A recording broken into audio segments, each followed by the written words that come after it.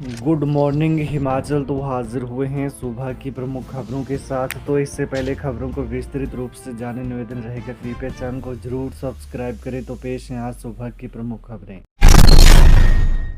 AIIMS Bilaspur के नाम बन रही फर्जी पर्चियां, मेडिकल स्टोर का कर्मचारी स्लिप के साथ पकड़ा, मामला दर्ज। प्रदेश के सबसे बड़े स्वास्थ्य संस्थान एम्स बिलासपुर के नाम की फर्जी पर्चियां बनाने का मामला सामने आया है। एम्स कोठीपुरा बिलासपुर के समीप निजी मेडिकल स्टोर का एक कर्मी एम्स के नाम की 19 फर्जी पर्चियों के साथ पकड़ा गया है। हालांकि इस मेडिकल स्टोर के कर्मी द्वारा अपनी गलती स्वीकार कर ली गई है, बाकायदा माफ़ी भी मांगी है, लेकिन एम्स प्रशासन की ओर से इसकी शिकायत पुलिस प्रशासन से की है।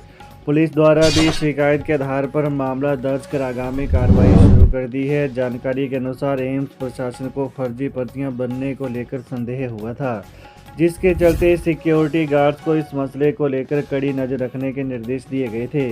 वहीं एक सुरक्षा कर्मी की ओर से एक मेडिकल स्टोर के कर्मी को 19 फर्जी पर्चियों के साथ पकड़ा गया। इसकी सूचना एम्स प्रशासन को भी दी गई। देश भर में मिलेंगे कैदियों के बनाए उत्पाद, हिमेरा के ऑनलाइन पोर्टल से बेचने की तैयारी। प्रदेश की जेलों में बंद कैदियों द्वारा कारागार में निर्मित उत्पाद देश के हर कोने में मिलेंगे। इसके लिए जेल विभाग ने तैयारी शुरू कर दी है। महानिदेशक प्रदेश कारागार एवं सुधारात्मक सेवाएं विभाग संजीव रंजन ओझा ने बताया कि कैदियों द्वारा कारागार में निर्मित उत्पादों की बिक्री ऑनलाइन की जाएगी। इसके लिए ग्रामीण विकास विभाग के हिमेरा के ऑनलाइन पोर्टल से कैदियों के उत्पादों को बेचा जाएगा। उन्होंने कहा कि इसके लिए जेल विभाग जल्द ही ग्रामीण विकास विभाग से टाइप करेगा। शिमला के मार रोड पर गेटी थिएटर में गुरुवार को महानिदेशक प्रदेश कारागार एवं सुधारात्मक सेवाएं विभाग संजीव रंजन ओझा ने शिमला में कैदियों द्वारा कारागार में निर्मित उत्पादों की 4 दिवसीय प्रदर्शनी व बिक्री के शुभारंभ किया। इस अवसर पर उनके साथ डीआईजी जेल अनुपम शर्मा, जयगोपाल, सुरेंद्र, संजीव सहित अन्य अधिकारी और कर्मचारी भी उपस्थित रहे। हिमाचल में अब 25,000 से कम आबादी तो भी बन जाएगा जिला परिषद वार्ड। हिमाचल में अब 25,000 से कम आबादी पर भी जिला परिषद का नया वार्ड बनाया जा सकेगा। इस बारे में विधानसभा में पारित किए गए बिल को राज्यपाल श्री प्रताप शुक्ल ने मंजूरी दे दी है और इसे अब नोटिफाई कर दिए गए हैं।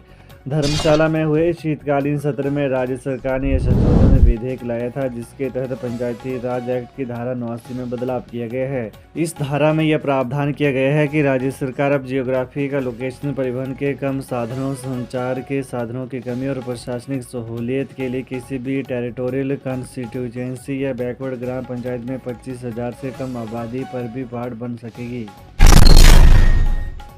सरकार से बिजली दरें कम करने का आग्रह, बढ़ोतरी पर स्टील उद्यमी निराश, एसोसिएशन ने मांगी राहत।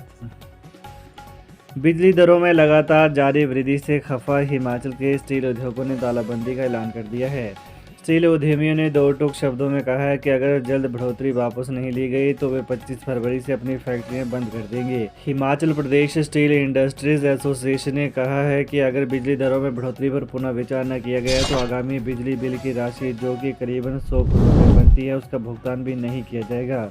स्टील एसोसिएशन ने कहा कि हिमाचल का स्टील उद्यमी आर्थिक मोर्चे पर पहले ही संकट के दौर से गुजर रहा है। प्रदेश सरकार स्टील सेक्टर को राहत देने के बजाय बिजली दरों में लगातार बढ़ोतरी कर उद्यमियों को भारी वित्तीय तनाव की तरफ धकेल रही है। पद्धर को वैलेंटाइन डे गिफ्ट देंगे सीएम, 14 को करेंगे परियोजनाओं के उद्घाटन शिलान्यास। मुख्यमंत्री सुखविंदर सिंह सुक्खू 14 फरवरी को द्रंग विधानसभा क्षेत्र का 1 दिवसीय दौरा करेंगे।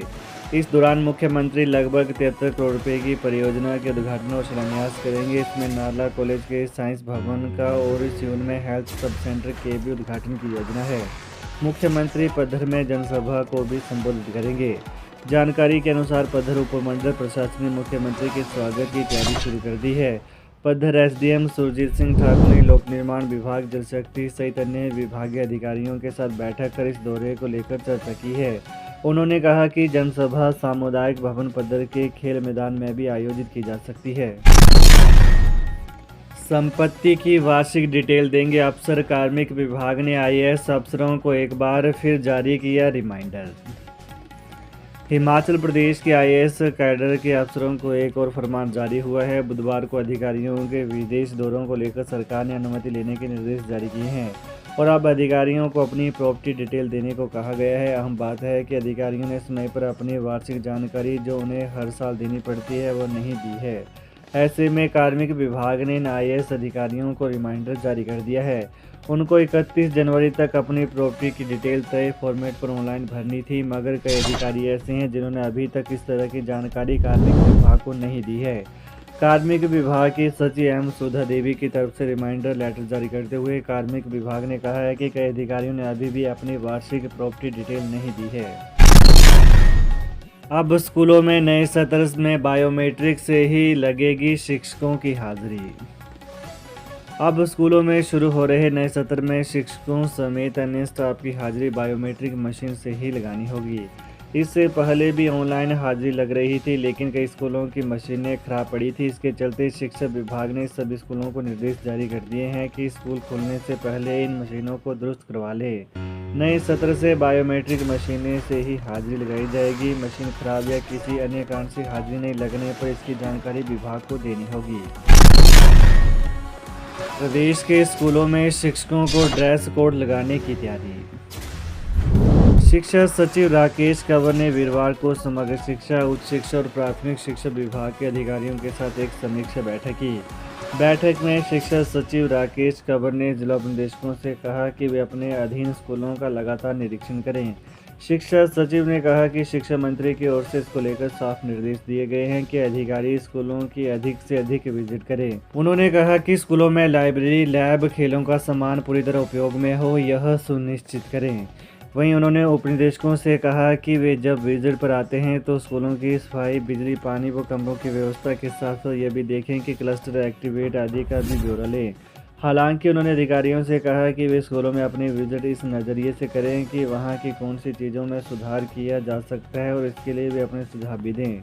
कहा कि यह स्कूल प्रमुखों की जिम्मेदारी है कि वे लाइब्रेरी व स्मार्ट रूम जैसे सुविधाओं का पूरी तरह से उपयोग करवाएं।